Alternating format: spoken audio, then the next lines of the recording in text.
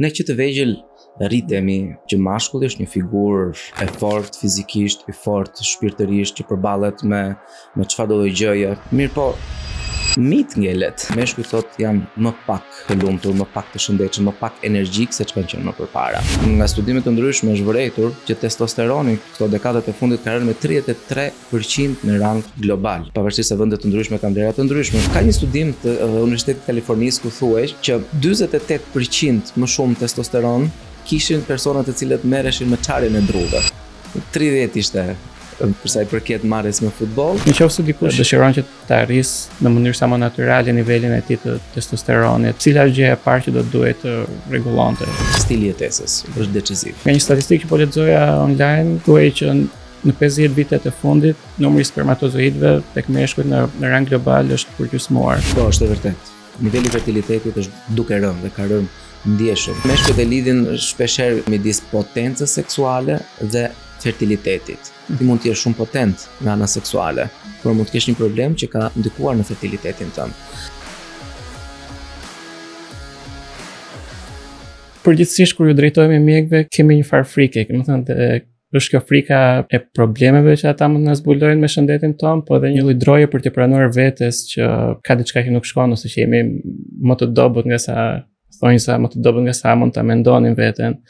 Dhe ndonjëherë përpiqemi të fshehim gjëra edhe nga mjeku që ndoshta është një nga gjërat më të gabuara. Nga përvoja juaj, çfarë përpiqen të fshehin më shumë meshkujt kur vijnë për herë të parë në zyrën tuaj, kur ulen për herë të parë përballë jush? Siç e thatë ju, pacientët tentojnë të mos i thonë të gjitha. Ndonjëherë përballemi edhe me një heshtje ndaj pacientit ku thotë, unë nuk e di, ma gjithi se çfarë kam. Mirë po, përsa i përket meshkujve, kur ata paraqiten për të bërë një konsult për problemin që i shqetëson, zakonisht ndjenja e turpit i bën që ta minimizojnë shumë problemin e tyre. Nuk japin shumë detaje se si mund të ketë filluar sëmundja apo problemi. Fshehin nëse kanë kryer ekzaminime të tjera të mëparshme, çfarë rezultati kanë pasur në ato ekzaminime, dhe si të thuash të vënden në një sprov kur ti duhet të gërmosh dhe të gjesh çfarë i shqetëson, si mund të ketë reaguar ky mashkull ndaj problemit të tij dhe çfarë pyetjesh të tjera duhet i drejtosh për të afruar sa më shumë të vërtetës dhe për të zgjidhur problemin e tij. Kanë ndruajtje, kanë frikë, i frikson shumë ajo se çfarë do të pyetet, i frikson shumë ajo se çfarë ne mund të gjejmë për shëndetin e tyre, dhe sigurisht i frikson në fundit diagnoza. Çfarë mendoni që tregon ky moment dobësie, vulnerabiliteti, sidomos në lidhje me meshkujt, por edhe në lidhje me mënyrën se si ata ose si ne e shohim veten tonë? Mashkulli si të thuash, e përfituron veten si një person i fortë, i paprekshëm, që dominon çdo gjë, përballet me çdo gjë, dhe kur bëhet pre një problemi, e një sëmundje, bie i gjithë ky imazh për veten e vet.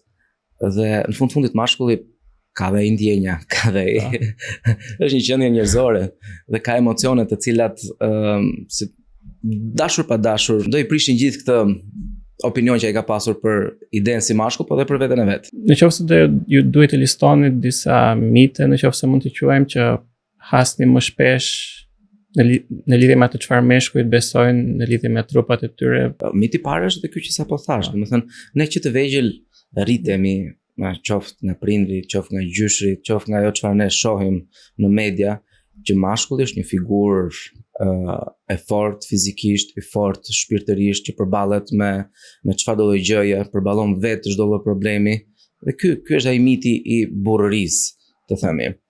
Mirë po, mit ngelet, sepse ne jemi të prekshëm nga shumë probleme gjatë jetës dhe nuk mund të jemi kaq burra për çfarëdo lloj problemi ose për çfarëdo lloj aspekti të jetës sonë. Një mit tjetër ka të bëjë me trupin e meshkujve, është se shpesh herë potencën mashkullore e lidhin dhe me aparencën dhe sidomos me madhësinë e organeve gjinitale, që ky është një mit që kam përshtypjen është rritur shumë kohët e fundit për shkak të influencës që kanë meshkujt edhe ndaj pornografisë, ndaj asaj çfarë shohin. Dhe nuk kemi nevojë të bëjmë krahasime me çfarë shohim tek të tjerët. Ne jemi këta që jemi. A krijon problem kjo gjë? Po, në disa raste mund të krijojë problem. Ku edhe meshkujt kërkojnë ndihmë për këtë, sepse në fund të fundit prezenca e një organi siç duhet krijon dhe një vetbesim tek mashkulli. Dhe si mund të zgjidhet për të bërë zgjatjen e tij çik vështirë, po për të bërë ta dukur në aparencën, për ta rregulluar pak aparencën, ka disa teknika për ta rregulluar, siç është për shembull lipofilleri, ku mbushet trupi penisit dhe zgjerohen dimensionet e tij, jo zgjatet, po zgjerohet. Dhe e bën pak më të pëlqyeshëm për veten e vet mashkulli, po e bën edhe më funksional. Dhe kjo hyn tek korrigjimet funksionale dhe estetike që bëhet për këtë aspekt. Për shembull, unë bashkë me doktor Genzikën, kirurgun plastik, e bëjmë këtë procedurë dhe në fundit kthejmë vetë besimin atyre që nuk e kanë në lidhje me këtë, por siç tham, nuk duhet krahasojmë trupin ton me atë të tjerëve. E kryejmë këtë procedurë brenda limiteve që lejohen dhe atëherë kur është e nevojshme. Mit tjetër, çfarë mund të përmendim? Shpesh meshkujt mendojnë që ato defekte që ka trupi ynë për të tjerët janë shumë të dukshme. Nuk e mendoj kështu, sepse të gjithë kanë problemet e veta dhe kanë fokusin tek vetja e vet dhe nuk u del koha dhe mundësia të shikojmë se çfarë nuk shkon te tjetri. Jemi këta që jemi dhe nuk ka nevojë të mendojmë si gjykojnë të tjerët për ne. Ngjelet një problemi ynë dhe nuk është një problemi të tjerëve. Duket sikur shumë të rinj sot kanë më pak energji, ka një lloj perceptimi që ka një rënje të nivelit të humorit, rënje të libidos. E para gjë që duhet të pyes është a është e vërtet kjo gjë, e vëreni në praktikën tuaj si mjek, dhe nëse po, a ka një model ose një pattern që përsëritet tek këta pacient, domethënë çfarë mund ta shkaktojë, çfarë ata thonë si arsye, ndoshta pagjumësia, ekranet, stresi, nuk e di. Po, është e vërtetë, ka shumë studime mbarbotorore që tregojnë që kjo gjë është shumë frekuente në ditët e sotme dhe i atribohet vlerave të testosteronit. Një mashkull i cili ka vlera të ulta të testosteronit, sigurisht që do përjetoj lodhje, do përjetoj mungesë fokusimi, do përjetoj agjitim ndonjëherë. Pra, është e vërtetë. Meshkujt sot janë më pak të lumtur, më pak të shëndetshëm, më pak energjik se ç'kanë qenë më përpara. Dhe nga studime të ndryshme është vërejtur që testosteroni këto dekadat e fundit ka rënë me 33% në rang, të themi në rang global. Pavarësisht se vende të ndryshme kanë vlera të ndryshme, por ka një rënje të vlerave të testosteronit. Dhe kjo i atribuohet shumë stilit jetesës. Po të bëjmë një krahasim me atë çka qenë para 50 vjetësh me atë çka jemi ne sot. Meshkujt para 50 vjetësh duhet të siguronin jetesën e tyre duke punuar jashtë, në ambient pastër, në ambient me dritë, bënin punë fizike të rënda. Çka, domethënë, e vinin trupin e tyre në punë. Mirë po, duke ushtruar trupin tënd, duke ndërtuar trupin tënd nga ana muskulare, ti rrit testosteronin. Duke dalë në diell më shumë, thithin vitaminën D, dhe vitamina D është një prohormon, nuk është thjesht një vitaminë, e cila ndihmon në sintezën e testosteronit. Po ashtu, të qenurit në ambient më të pastër, të qenurit në ambient më social, të ushqyerit shëndetshëm, çon në mbajtjen e vlerave të testosteronit në nivele adekuate, dhe e gjithë kjo përkthehet në një mirëqenie për shëndetin e mashkullit. Testosteroni mund ta konsiderojmë si hormoni i jetëgjatësisë për meshkujt, jo thjesht një hormon potence dhe seksualiteti. A ka një moshë kur fillon të bjerë ky niveli i këtij hormoni? Të dhënat janë që niveli i testosteronit fillon bie me 1% që pas moshës 30 vjeçare. Edhe sigurisht me rritjen e moshës bie akoma më shumë. Prandaj dhe vitaliteti tek moshat e treta është më i ulët. Dhe dashur pa dashur dalim aty që hormoni i testosteronit është hormoni i jetëgjatësie dhe jetës së shëndetshme. Nëse dikush na dëgjon gjatë këtij podcasti dëshiron që të arrisë në mënyrë sa më natyrale nivelin e tij të testosteronit, cila është gjëja e parë që do duhet të rregullonte? Stili i jetesës është deciziv. Sepse, siç e përmendëm para krahasimin midis viteve përpara dhe sot, stili i jetesës ka një ndikim shumë thelbësor në mbajtjen e vlerave të testosteronit, nuk është e normale i pastimuluar. Gjumi është mërësisht i rëndësishëm. Nëse ne nuk flejmë gjumë 8 orë minimumi, niveli testosteronit nuk do jetë ai që duhet. Sepse nëse shtym për te orës 9, për te orës 10 apo dhe më shumë ardhjen e gjumit, do prishet balanca e nivelit të melatoninës. Një melatonin e ulët, hormoni i gjumit që quhet, shoqërohet me një rënje të niveleve të testosteronit. Por nëse ti e shtyn këtë gjumë, qoftë nëse je në punë natën, punon turne të treta shpesh etj, apo dhe e shtyn gjumin duke mbajtur celularin në dorë edhe duke punuar natën dhe je përpara ekranit, ti prish kualitetin e gjumit. Ky kualitet gjumi përkthehet në rënje të nivelit të testosteronit. Një ushqyerje jo e balancuar mirë, një dietë jo proteinike, Ushqimet ne sot i gjejmë të amballazhuara në materiale plastike. Ujin e kemi në materiale plastike.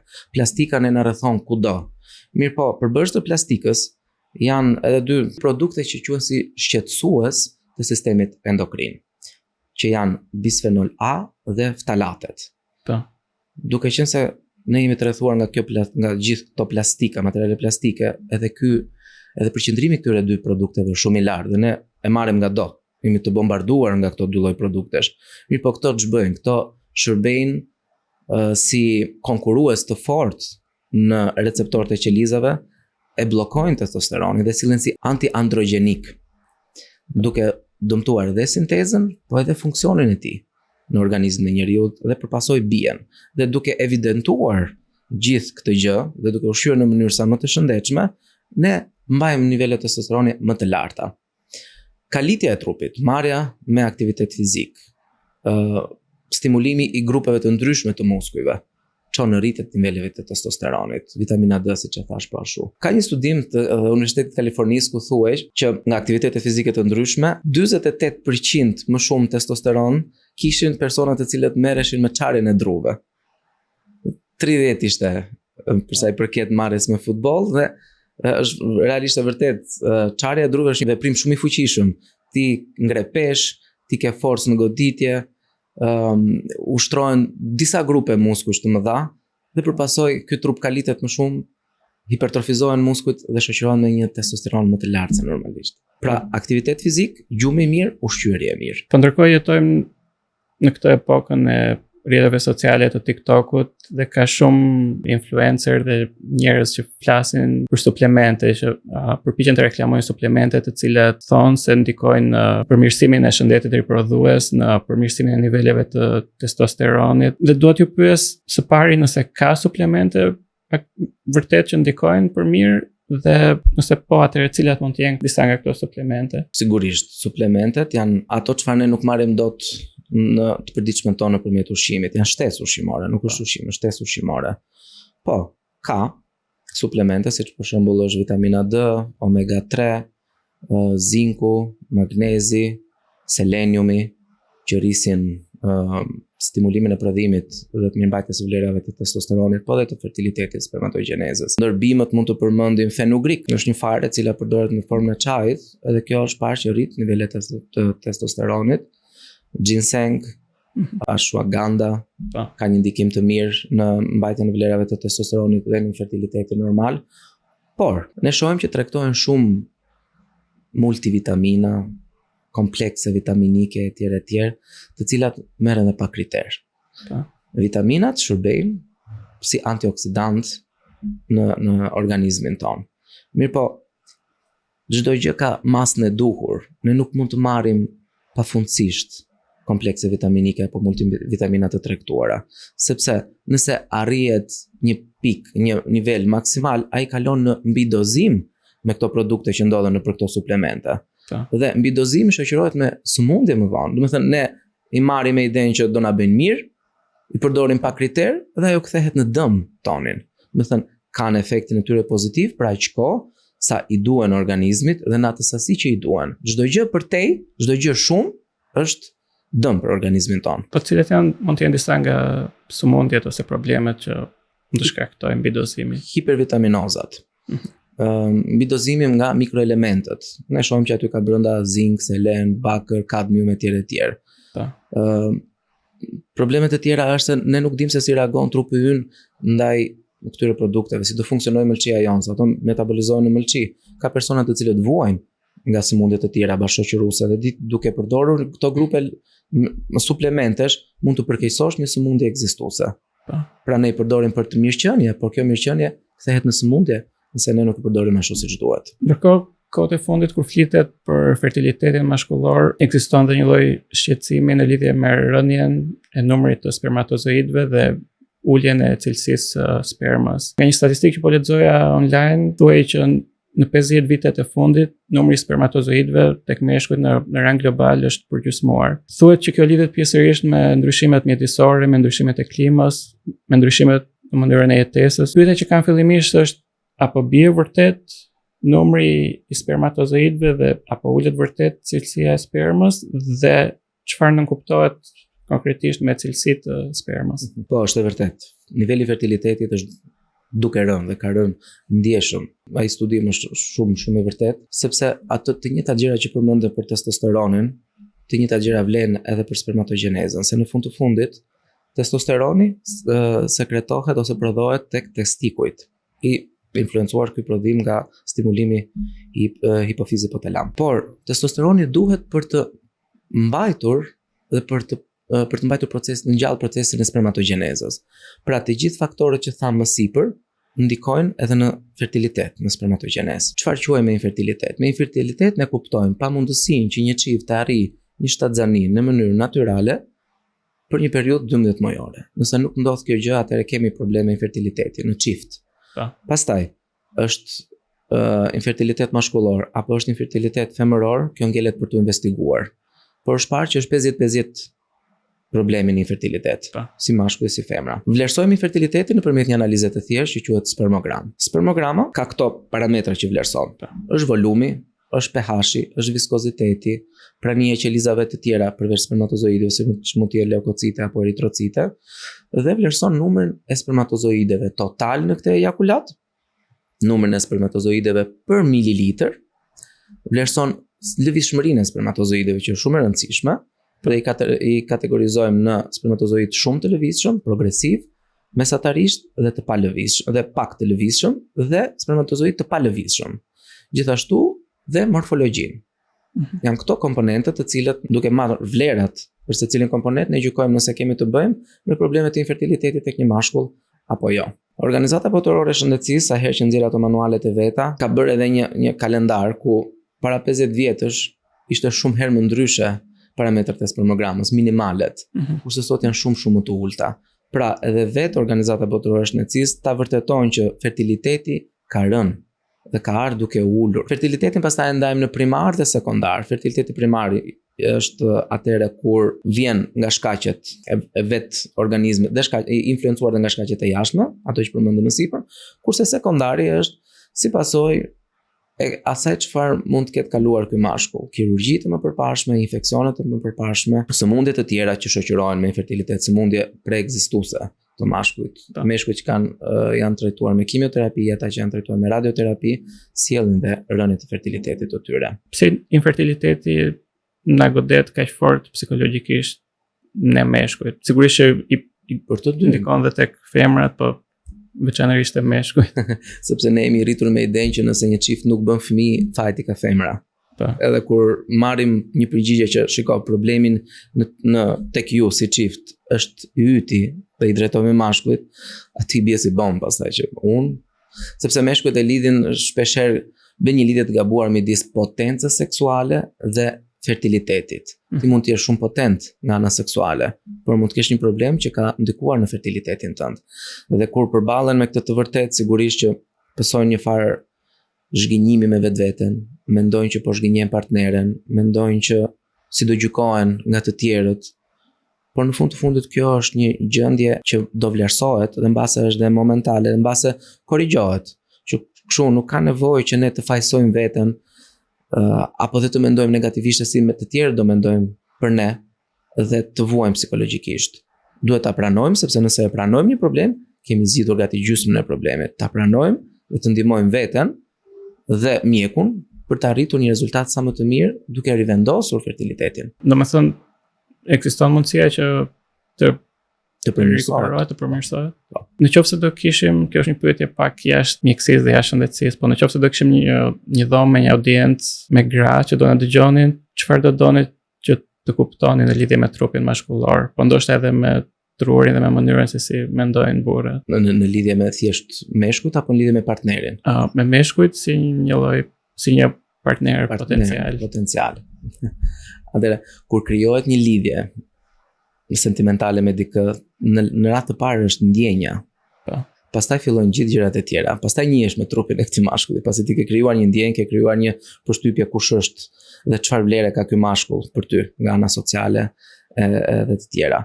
Që kështu, trupi i mashkullit është, si të themi, një pjesë e asaj të tërës çfarë dhe ti si femër vlerësonte ka i mashkull.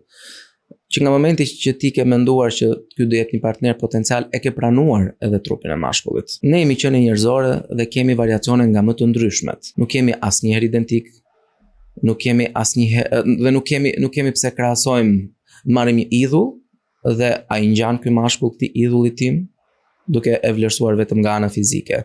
Jo, ti po vlerëson këtë individ shumë dimensional, jo vetëm me trupin. Ja. Ndërsa përsa i përket mendjes dhe ndjenjës, mendimeve, meshkujt, ashtu si dhe femrat, kanë ndjenja. Meshkujt janë pak më të ngurtë në shprehje, por jo se nuk ndjejnë.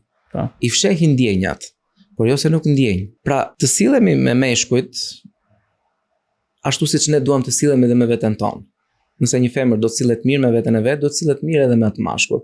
Sepse nëse kemi një marrëdhënie të mirë që nis që nga mendja, kjo marrëdhënie do funksionojë me të gjithë aspektet e veta pastaj, deri në konkludimin si partner apo edhe në gjatësinë e kësaj lidhjeje. Një pyetje të fundit, nëse do mund të ndryshoni mënyrën si shoqëria ju mëson djemve të njohin trupin dhe emocionet e tyre, cili do ishte ndoshta leksioni i parë, po themi në thonjza që do doje të rishkruaje? Të pranojnë trupin e tyre ashtu siç është. Është thelbësore. Natyra i ka krijuar ashtu janë. Për ta ajo është më e mira e mundshme. Kështu si ka bërë mami dhe babi kur janë të vegjël, dhe kështu si qie kur je i rritur. Je unik, duhet ta pranosh trupin tënd, të mirëmbash trupin tënd, ta kalitësh atë, në plot kuptimin e fjalës të merresh me aktivitet fizik, dhe kjo është mirëmbajtja që ti bën trupit tënd.